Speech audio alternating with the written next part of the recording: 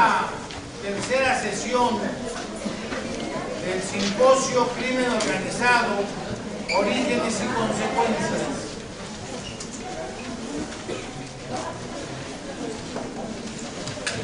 Maestro Polanco, métese para acá si está amable, doctor. No, aquí está en tu lugar. Tienes un bolso ahí, pero mira apropiado.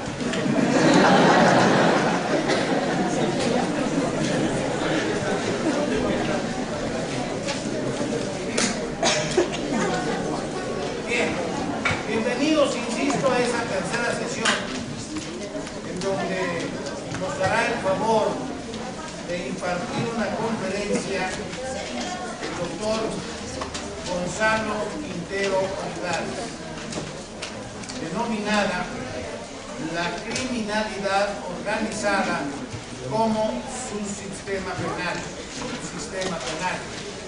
Nos hacen el honor de estar en el presidio, además del doctor Gonzalo Quintero Olivares, destacados profesores de nuestra institución, que en su momento señalaré algunos datos curriculares, y que me refiero al doctor Juan Carlos Daza Gómez, presidente del Colegio de Profesores de Derecho Penal de nuestra facultad. De igual manera, el señor doctor Carlos Edmundo Cuenca Ladrón, presidente del Colegio de Profesores de Derecho Procesal Penal también de esta facultad. Igualmente nos acompañan en el presidium quien nos dará el honor de exponer la siguiente conferencia, que es la doctora Esther Romares. Asimismo, también están con nosotros el doctor Francisco Javier Álvarez García y nuestro colega y amigo maestro, doctor Elías Polanco Braga. En referencia al doctor Gonzalo Quintero Olivares, tal y como lo señalé el día de ayer, es un destacado profesor, junto con el maestro, el doctor Francisco Javier Álvarez García. Hoy por hoy son los dos, particularmente en mi punto de vista, mejores exponentes del derecho penal. Para mí es un motivo de gran satisfacción que ambos destacados profesores nos hagan el honor de estar con nosotros en esas jornadas.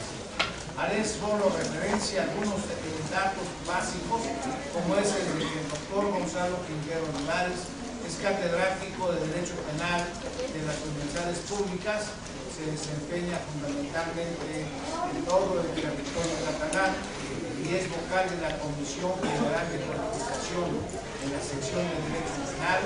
De igual manera ha sido vocal del Consejo General del Poder Judicial y fue director del Servicio Jurídico del Estado. Un tratadista de Derecho Penal extraordinario y, tal y como lo precisé, un referente obligado hoy por hoy del ámbito jurídico español, además de ser autor de 20 libros y demás de diferentes artículos sobre temas precisamente en el ámbito jurídico. Además, el profesor invitado de distintas universidades europeas. Para mí, pues, es un honor presentar a ustedes al que vamos a recibir como se lo merece, el señor doctor Gonzalo Quintero Olivares. Muchas gracias por estar aquí.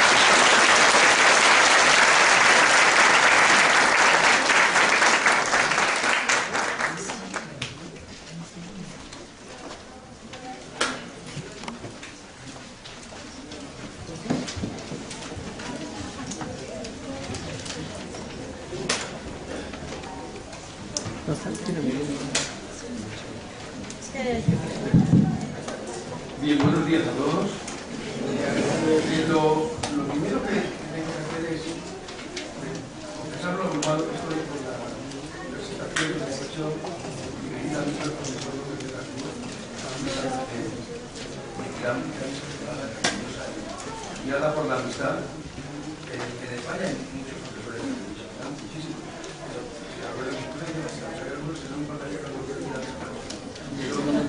A pesar de eso, ascender hasta el extremo, lo más importante, creo que eso es exagerado. En cambio, lo que no es exagerado es el honor que tengo por volver a estar por segunda vez en mi vida, lo cual siento que es así, que si yo no fuera solo la segunda, en esta que es una de las más importantes universidades de lengua española, sin duda ninguna, y por lo tanto poder dirigirme a ustedes desde esta tribuna es ya por sí solo una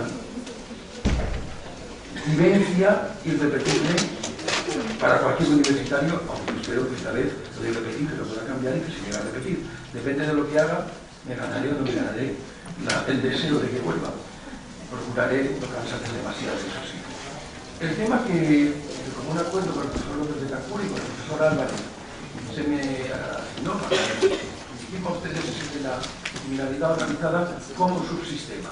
Lo primero que quiero aclarar son una serie de consideraciones preliminares que realmente a estas alturas de este seminario, que ya ayer estuvo hablando largamente de estos problemas, hay una parte del tema que doy por sabido, que más o menos todos tenemos una idea aproximada de qué es la criminalidad organizada y qué quiere decir, qué quiere decirse cuando se utiliza esa expresión, esa denominación. Ahora bien, la criminalidad organizada es dos cosas. En primer lugar, es un problema político-criminal. Me olvido de otras dimensiones que existen. Es un problema también cultural, antropológico, incluso geográfico, económico, social. Todas esas categorías son interesantísimas para dedicarles análisis profundos, pero en el mundo de las ideas penales es ante todo un problema político-criminal que no es nuevo, también eso se dijo ayer, no es nuevo, es decir, fenómenos de delincuencia organizada en un nivel más o menos intenso ha habido desde hace siglos. Y en segundo lugar, es un fenómeno que además de ser un fenómeno de interés y objeto de la política criminal, es también un problema que el derecho tiene que regular, es un objeto de regulación, es un objeto de normativización. Del mismo modo que podemos decir, bueno, de acuerdo, la violencia sobre las mujeres es un problema terrible y también un problema jurídico. Y no podemos renunciar, como estudiosos del derecho que somos, a ver cómo abordamos ese problema jurídico. Cierto también que en nuestro tiempo la criminalidad organizada ha experimentado un salto cualitativo y cuantitativo de una enorme importancia. Es decir, a un penalista de 1930, si le preguntan ¿qué sabe usted de la criminalidad organizada? ¿Qué hubiera sido lo único que habría respuesto? Pues posiblemente la mafia italiana, sería lo único que habría sabido contestar como un problema, ¿verdad? Y realmente hoy en día una contestación de esa naturaleza nos haría reír, ojalá solamente fuera eso. Tenemos la mafia italiana y otros muchos fenómenos que además se sobreponen a una sociedad de su tiempo en donde aparecen delitos nuevos que no habían existido ni siquiera en la mentalidad antigua, por ejemplo, el tráfico de pornografía infantil a través de Internet. Eso es algo que no se conocía, no ya en 1930, ni siquiera en 1970. Por tanto, son fenómenos totalmente nuevos, más luego los problemas sean de extensión multinacional de las organizaciones criminales o los problemas de agrupación nacional de organizaciones criminales en determinados espacios. Por ejemplo, la mafia china en Europa, la mafia japonesa en Estados Unidos. En fin, todos estos fenómenos hacen que la criminalidad organizada adquiera hoy unos rasgos que en su tiempo quizá no pudo tener. A eso le añadimos también que la mundialización del espacio criminal hace que la extensión del daño pueda ser tan grande que no sea posible una política de un solo Estado contra ella.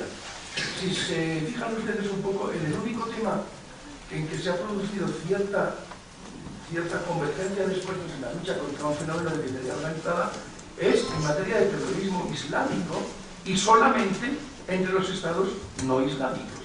Por lo tanto, ni siquiera el terrorismo islámico, que es el que más consenso, objeto de lucha ha reunido, ni siquiera ese puede considerarse un objetivo planetario en la lucha contra la criminalidad organizada. Y ese es el que más tiene, Es decir, hay coincidencia en perseguir al personaje de Al-Qaeda, esté en Canadá, en Kuala Lumpur o en Ciudad del Cabo. Y a pesar de eso, tiene todavía una enorme parte del planeta a su disposición.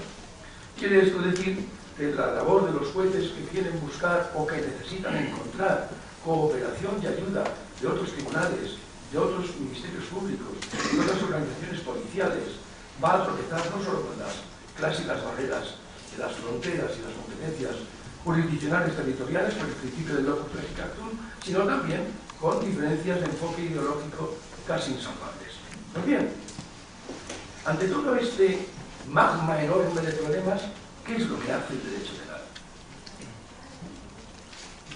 Los penalistas, y en la mesa estamos unos cuantos, pero en el público también, a diferencia de otros cultivadores de las ciencias jurídicas, somos conscientes de que nunca alcanzaremos el triunfo, de que estamos llamados a explicar una ciencia que fracasa. Que fracasa efectivamente como parte estructural de su naturaleza.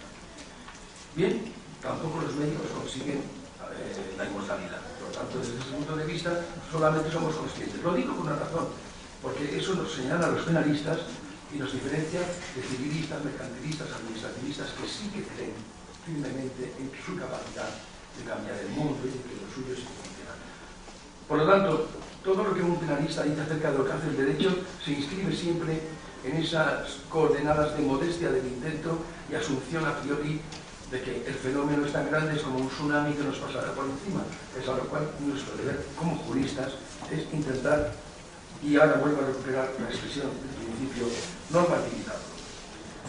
El derecho penal clásico, ante los problemas de la criminalidad organizada, ¿qué es lo que tiene?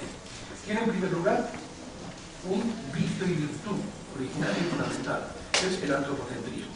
Todas las categorías de la teoría del delito y del derecho penal y de la teoría de la pena en la ejecución penitenciaria están pensadas siempre en el individuo aislado, siempre. Si ustedes se fijan, como estudiantes de derecho, saben muy bien que no existe el dolo del grupo. El dolo se da siempre en un sujeto, o la imprudencia, o la culpa, o la exigibilidad de conducta, o el error. Cualquiera de las categorías del derecho solamente ha sido concebida para sujetos aislados. Por lo tanto, a partir de ahí, todo el sistema se construye pensando en individuos aislados, y lo más que contempla es que en algún delito, en alguna ocasión, concurran muchos sujetos a la comisión de un delito, pero no otra cosa, porque tampoco puede hacer mucho más. Y entonces, lo único que ha conseguido organizar el derecho penal es alguna categoría jurídica en donde dice, bueno, estos son delitos que vamos a llamar plurisubjetivos, porque los tienen que realizar necesariamente muchas personas a la vez, o bien delitos en donde dice necesariamente la participación de otras personas es lo único que va a poder producir este delito, porque un sujeto solo no lo podría cometer. Pero eso es decir mucho y es decir nada. La corrupción es cierto, por ejemplo, no tiene nada que ver con este seminario, que uno solo no se corrompe con otro, por otro para otro.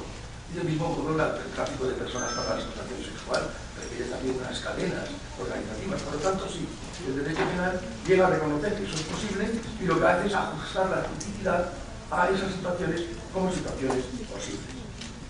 Claro, para los grupos lo único que el derecho penal clásico, el derecho penal tradicional, el que todavía tenemos, lo único que contempla es la coparticipación. Es decir, todos serán coejecutores, todos serán autores, todos serán partícipes, etc.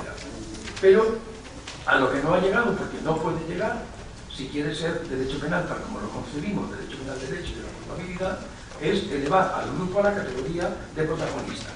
Es decir, diluir la personalidad individual en favor de una personalidad de grupo y construir preceptos en donde allá donde la ley dice que quisiera esto, quisiera aquello, pudiera decirse que el grupo quisiera esto, el grupo quisiera aquello, y construir una especie de derecho penal en donde el pilar fundamental en lo subjetivo fuera directamente el grupo.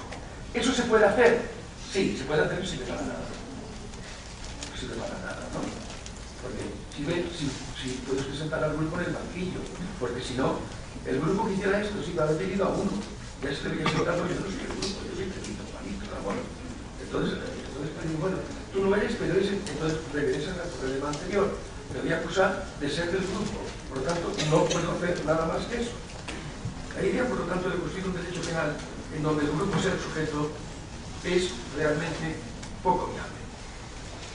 Desde luego, no hay que obsesionarse tampoco, porque lo he dicho ya antes al hablar de las modestas pretensiones del derecho penal, no hay que obsesionarse porque no logremos alcanzar una fórmula jurídica que satisfaga la calidad del problema.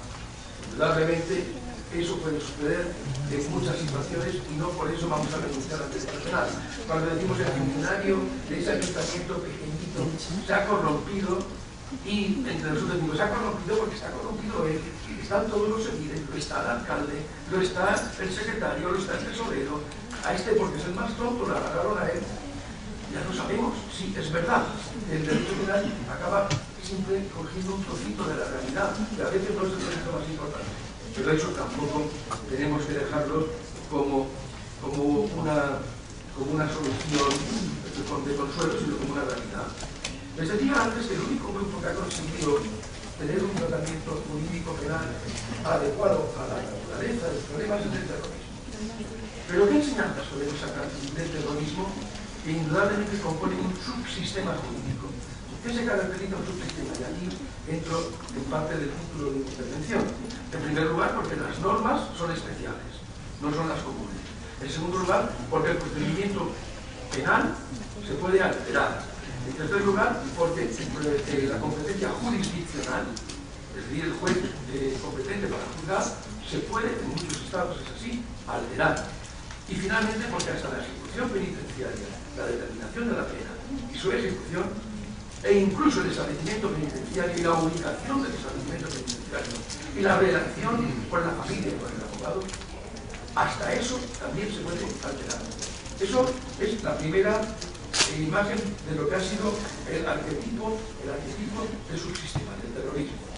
Y dentro de eso tenemos además, que se disuelven, se diluyen las diferencias entre acto preparatorio, acto ejecutivo, inducción, complicidad, participación, consumación, encubrimiento, en favor de lo que a veces se ha querido llamar un concepto extensivo de autor, que lo que significa renunciar a diferenciar. Todos son autores de todo, se acabó. Claro, eso puede parecer muy práctico, pero para un jurista es estremecedor, puesto que hemos pasado siglos intentando construir un sistema que respetara la individualidad de cada sujeto y de hacer responder a cada uno por lo que él ha hecho, no porque lo que ha hecho él y lo que hace su gente, porque por ese camino llevamos a la responsabilidad más, en su estado más duro, a la responsabilidad de las psiques, de las antiguas tribus germánicas, ¿no? Por el mero hecho de pertenecer, yo respondo de lo que haga cualquier miembro de mi equipo.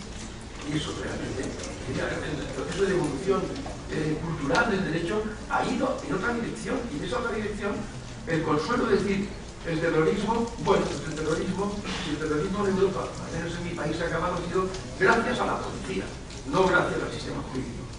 Es decir, condenar de una manera u otra y haber aplicado el Código Penal común a los terroristas hubiera dado exactamente los mismos resultados. La laminación de garantías realmente habrá servido para calmar el griterío de la opinión pública sedienta de medidas aparentemente contundentes que exigen a los gobernantes exhibiciones de musculatura penal muy duras, ¿verdad?, sin pensar en si eso va a servir para algo o para nada.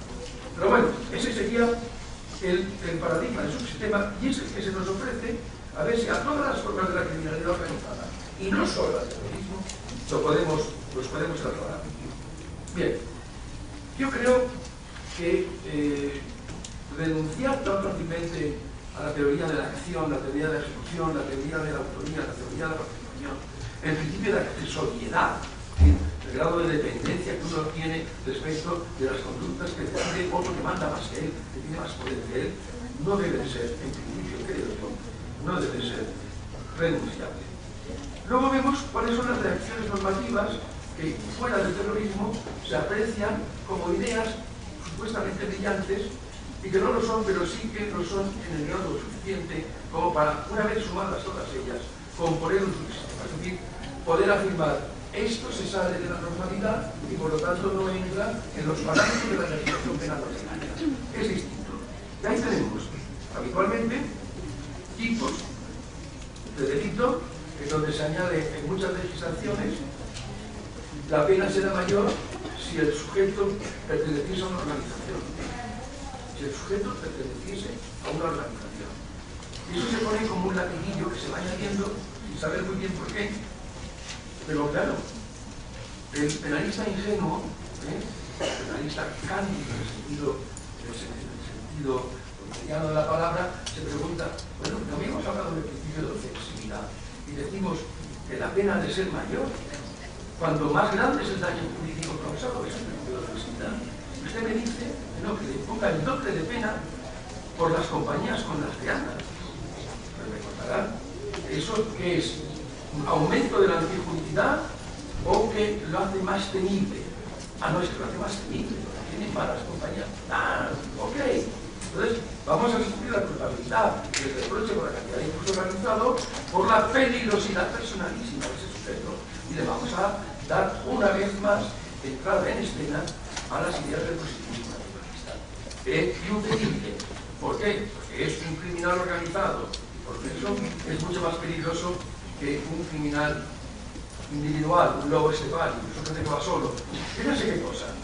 En mi país ha habido terrorismo, siempre faltaría más, pero el terrorismo genuinamente hispánico es el anarquista.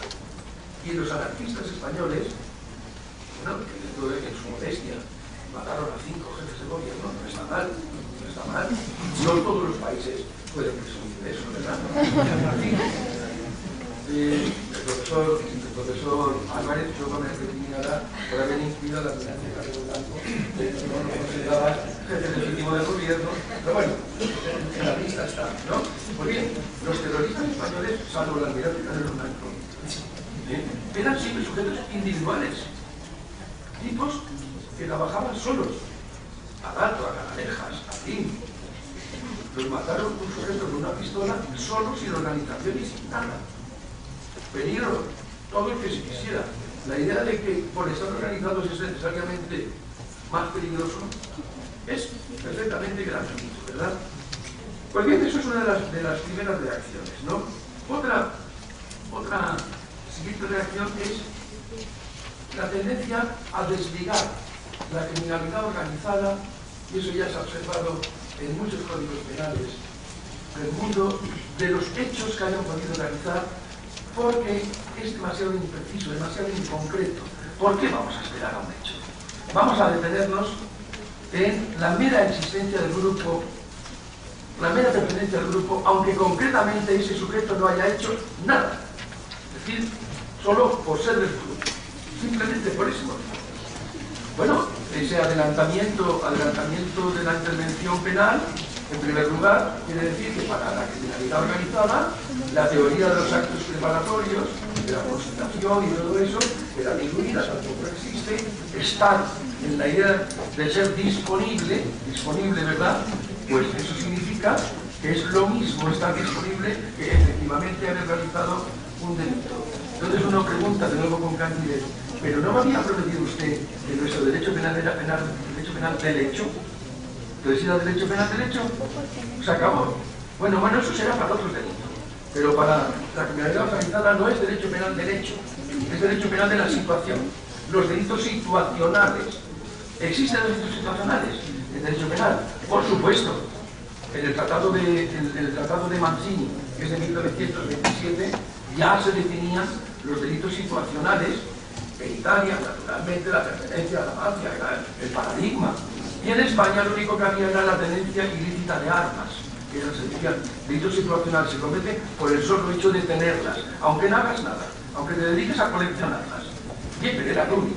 Claro, la extensión ilimitada, irrefrenable, de delitos cancerosa, incluso de delitos situacionales, puede hacer que ningún penalista serio pueda decir que el derecho penal de una sociedad civilizada es el derecho penal del hecho y de la culpabilidad, porque eso es o será mentira.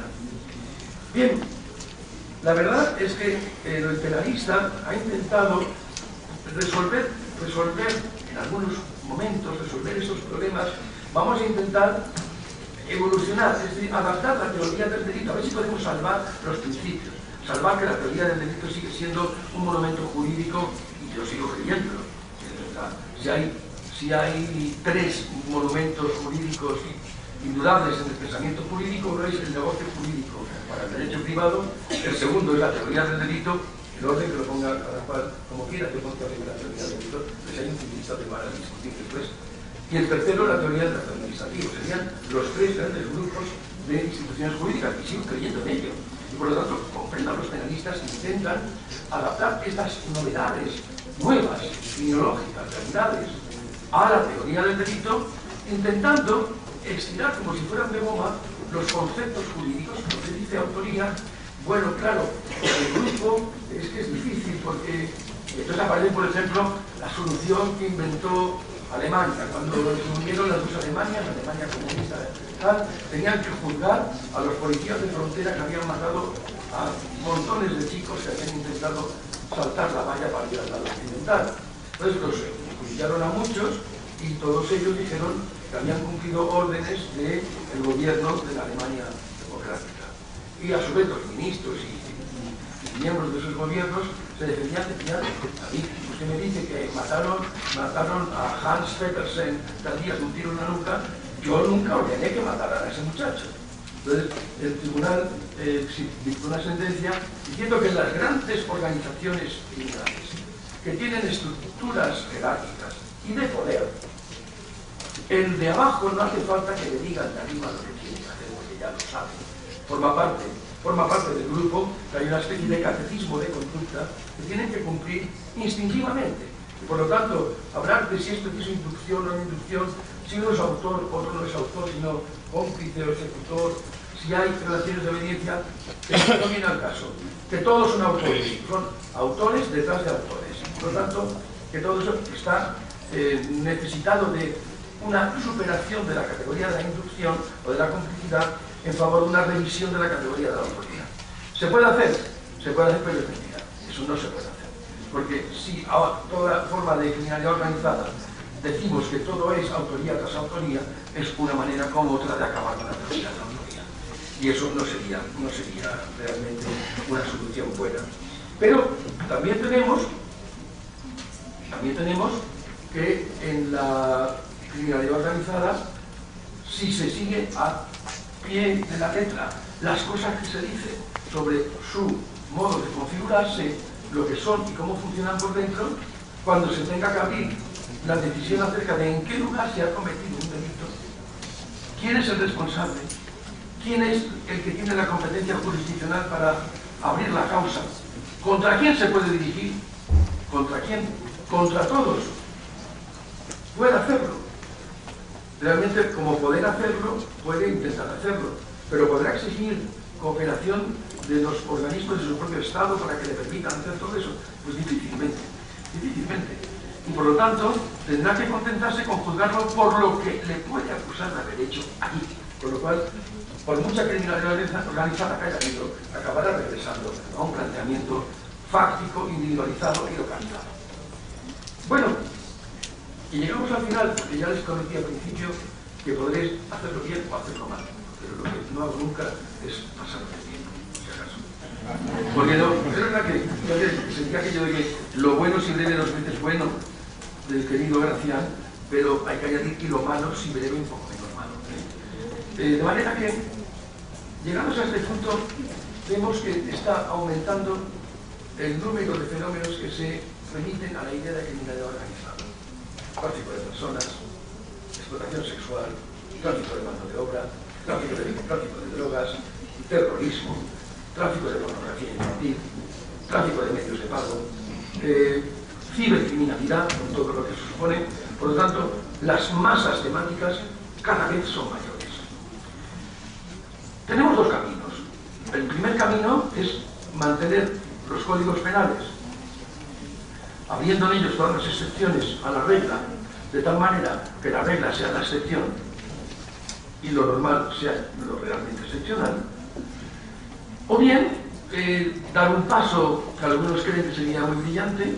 Hay algunos que dicen que el tiempo de los códigos terminó, que los códigos se correspondían con unos ideales de justicia y de certeza propios del siglo XIX, pero que su hora ya pasó y que hoy en día es mejor que tengamos una serie de leyes penales en que cada una construya sus propias descripciones, sus propias reglas de determinación de la pena, sus propias jurisdicciones, todo. Es decir, que haya tantas leyes penales como grupos temáticos.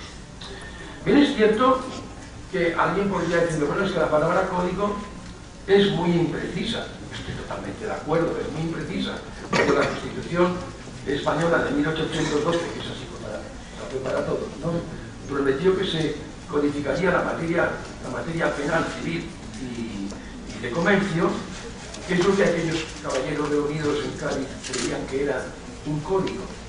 Hay que acudir a los textos del momento y creían que era poner en orden lo que han sido nuestras leyes tradicionales. Por lo tanto, veían un poco como poner en limpio la acumulación de leyes. Y una idea de un código como sistematización con lógica interna, que es lo que nosotros creemos. Un concepto así no se define así hasta 1844 con los trabajos preparatorios del Código del 48. Hasta entonces no se emplea un concepto del código como un instrumento de sistematización lógica y coherente. Pues bien, estoy dispuesto a admitir que la palabra código tampoco tiene que ser sacralizada. No hay código que no tenga contradicciones, a pesar de todo. Los códigos con contradicciones deben de llevar al jurista a colocar las contradicciones de un modo que sea asumible. Renunciar a los códigos en favor de leyes penales sería, sobre todo, renunciar a la parte general. A mí renunciar a la parte especial me preocuparía. Me preocuparía decir que hay delitos que se pueden definir porque la materia es esa, abusando de la técnica de ley penal en blanco, abusando de la imputación de autoría. Me parecería mal. Pero me parecería peor todavía que los principios esenciales del sistema, que son los de la parte general, también se diluyeran. Hubiera también una manera de definir el dolo, imagínense ustedes, según de lo que se trate. Según de lo que se trate. Si es el asesinato, vamos a comprobar que usted sabía que aquello era veneno para aquí, para allá. Si es tenencia de pornografía infantil, me basta con que la tenga. Doy por sentado que la quería. ¿Por qué? Sí, porque aquí el dolo es de otra manera. Entonces, si hacemos eso, entonces sí que se derrumba el edificio absolutamente. Y no es que tengamos que cerrar la facultad de Derecho, pero habría que hacer realmente un reconocimiento de que algo que costó muchísimo tiempo construir y que no es un mero arabesco de diversión cultural de los juristas, sino que es la cristalización de garantías irrenunciables, sería lo peor tener que renunciar a ellas. Sé que habré dejado muchos rincones oscuros. Si cuando el profesor López de Cancún lo estime oportuno, ustedes quieren formularme alguna pregunta, yo con todo gusto la contestaré. Si sé, y si no sé, pues me callaré. Muchas gracias.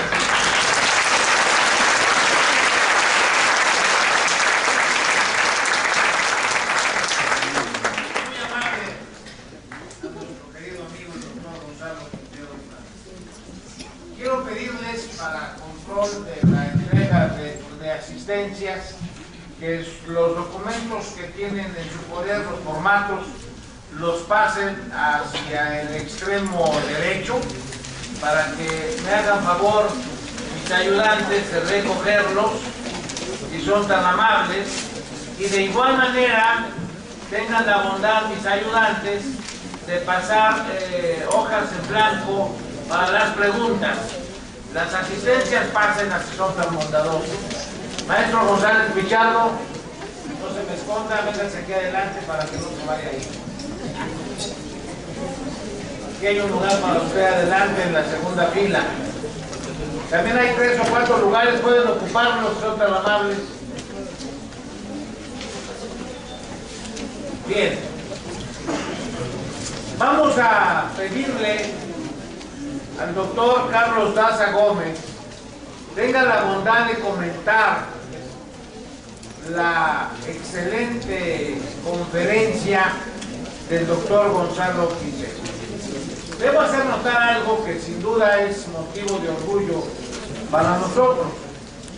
El doctor Daza es un destacado profesor, doctor en Derecho, con especialidades diversas, maestrías. Aquí obtuvo su grado de doctor con mención honorífica, realizó estudios de doctorado en la Universidad de Salamanca, actualmente es doctorando de la Universidad de Sevilla y sin duda uno de nuestros más destacados docentes. Actualmente dirige al importante colegio de profesores de Derecho Penal, pero además es doctor honoris causa de varias instituciones y profesor también, particularmente de las universidades de Tlaxcala y Tamaulipas aquí en México, y también en varias instituciones educativas en Argentina. Fue galardonado con la presea de la Universidad John F. Kennedy en Buenos Aires, precisamente por su contribución a la ciencia penal. Y quiero destacar algo que también es motivo de orgullo para nosotros. Se desempeñó y organizó a los egresados de Iberoamérica de la Universidad de Salamanca, de tal manera que ahora ya existe una importante agrupación, y ahí mismo se relacionó como discípulo del maestro Gonzalo Quintero, que sin duda ahora nos da la oportunidad, el talentoso discípulo del doctor Gonzalo Quintero, de relatar la conferencia brillante de su maestro. Carlos, muchas gracias por tu participación y te ruego si eres tan amable en el uso de la palabra. Gracias. Perdón.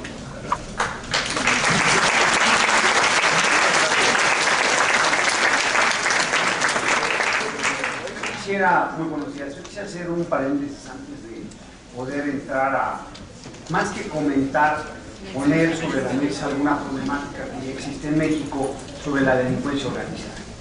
En 1998 éramos 3 alumnos, el doctor Alfonso Pérez Daza, el doctor Miguel Mancera, actual jefe de gobierno, que yo fui invitado ya como catedrático para participar en un foro en la Universidad de Salamanca, España. Y tuve la oportunidad que en 97 y 98 el maestro Quintero Olivares nos deleitara con cátedra, donde fuimos alumnos de él en esta universidad. Y desde entonces, aparte de haber tomado la cátedra, saboreamos varios vinos y además es un estupendo cantante. Es decir, aparte de ser un gran jurista, tiene todo lo que les gusta a las mujeres. Me consta, porque vi su personal que... En fin, debo decir que estoy muy orgulloso de haber tomado clases con el maestro. Ojalá algún día podamos llegar a esos niveles. Realmente, más que comentar, yo quisiera decir que en México hoy en día, en 1996, cuando se crea la ley contra la delincuencia organizada, era yo miembro del Seminario de Derecho Penal y nos llegó el proyecto. Y de los 52 artículos de esa ley contra la delincuencia organizada, desde nuestra perspectiva, desde luego Carrancá y todo el grupo de penalistas que estábamos ahí, dijimos que eran violatorios de la Constitución 48 artículos. Era una ley especial y en palabras de don Sergio García Ramírez dijo: acaba de nacer el derecho penal que hoy en día nos presentan con la ley contra la delincuencia organizada, es como el nacimiento del bebé de Rosemary, porque atentaba contra todos los principios fundamentales que nosotros conocimos. Desde luego, la justificación del gobierno fue que tenía que existir esa ley y en menos de 24 horas la aprobaron, a pesar de toda la problemática y todo lo que encerraba. Y no fue sino hasta posteriormente en que se justificó a nivel constitucional el nacimiento de esa ley. Es decir, primero en 96 la echaron a andar, después se dieron cuenta que teníamos razón y se justifica constitucionalmente. Pero hoy en día, ya vigente, la problemática es sobre muchas cuestiones técnicas. Delincuencia organizada. Y quiero poner en la mesa, porque a mí me toca simplemente comentar o hacer algunos apuntamientos, una tesis que acaba de sacar un querido amigo, lo considero mi discípulo porque yo le dirigí la tesis doctoral, al magistrado, doctor, porque es doctor por la UNAM y doctor por la Universidad de Sevilla, fue compañero mío en el doctorando en la Universidad de Sevilla, y que ahora saca esta tesis que desde luego va a crear polémica, ya la crea, donde dice: delincuencia organizada. La forma de intervención delictiva en este delito se actualiza a título de autoría directa y material, en términos del artículo 13, fracción segunda del Código Penal Federal, aún tratándose de la incorporación del activo a grupos criminales preexistentes. Esto es muy interesante porque parte de mi tesis doctoral que estoy haciendo ahora en la Universidad de Sevilla, que es la autoría y participación, y desde luego trato de justificar en todo lo que es la coautoría, que hubiera una tentativa culposa, una participación culposa y desde luego la coautoría culposa. Y cuando nosotros reflexionamos sobre los temas que antes de entrar a este foro, lo platicaba con el maestro Quintero, se le hace muy fácil a la autoridad decir, bueno, pues todos son autores del delito, siendo que la base de distinguir entre autor y partícipe tiene relación directa con la tesis. Voy a leer la tesis y la someto a la mesa para que se haga un tema de discusión. Dice, se actualiza una inconsistencia técnica referida al fundamento legal que pretende basar la forma de intervención delictiva en el delito de delincuencia organizada conforme al artículo 3 del Código Penal Federal, cuando se invoca en la sentencia la fracción tercera de dicho numeral, al no resultar aplicable como fundamento. Dicha fracción se refiere a que la doctrina denomina autoría ampliada o coautoría por codominio del hecho, lo cual implica un supuesto de distribución de actividades necesarias para la actualización del núcleo típico. Por ejemplo, privar de la vida en el homicidio o aprovechamiento sin derecho en el robo, pero tal hipótesis no se surte tratándose del delito de delincuencia organizada, pues en este, de acuerdo con la tendencia derivada incluso de los tratados internacionales en la materia, se previene como conducta punible la pertenencia en sí misma, de manera dolosa, a un grupo delincuencial organizado, y no se refiere solo al acto fundante de la organización, sino también a la pertinencia constatada como residuo de la incorporación potencialmente posterior y aceptada. Por tanto, la forma de intervención delictiva en este delito se actualiza a título de autoría directa y material, aun tratándose de pertenecer de modo doloso a una agrupación delictiva con los requisitos y las finalidades previstas por la ley, plurisubjetividad y propósito delictivo específico, lo que implica que dicho actuar de pertenecer se satura como un acto instantáneo y personal de integrar dicho grupo dadas las condiciones respectivas, y en ese actuar se realiza de manera individual y completa, sin necesidad de división de actos conformadores de la efectiva comprensión de la conducta punible, que lo es, por ende, en todo caso, a título de autor material. ¿Cuál es la problemática que se presenta hoy en día en México en esto? Los magistrados federales, que tienen principalmente su sede en Toluca, que es donde inició todo esto de delincuencia organizada, tienen la problemática si en la delincuencia organizada puede haber autoría y participación. Y ahí sostiene, desde nuestra perspectiva, que el solo hecho de pertenecer, como es un... Acuérdense que en delincuencia organizada, el solo acordar, como el tipo penal de Estados Unidos, es la conspiración, el solo querer, vamos a meter droga. La simple llamada de hacer esto implica, desde la perspectiva de esto, que ya integre parte de esa delincuencia organizada y por lo tanto se sanciona. Entonces, el hecho de pertenecer, según el magistrado, dice que con eso es suficiente para integrar lo que llamaríamos una autoría directa o material. A ver, para que pudiera ser autoría material, tendría que tener un dominio, ya con las mismas palabras del dominio del hecho. Pero si aquí el tipo se colma con la sola voluntad del sujeto, entonces habrá un disvalor de la acción y no un disvalor del resultado. Entonces habría una problemática de fondo para ver si realmente en esta conducta el solo hecho de manifestar la voluntad integraría a título el ser autor material. Desde mi perspectiva, yo creo que hacen a un lado la teoría de la autoría y participación porque se les complicaría al momento de individualizar la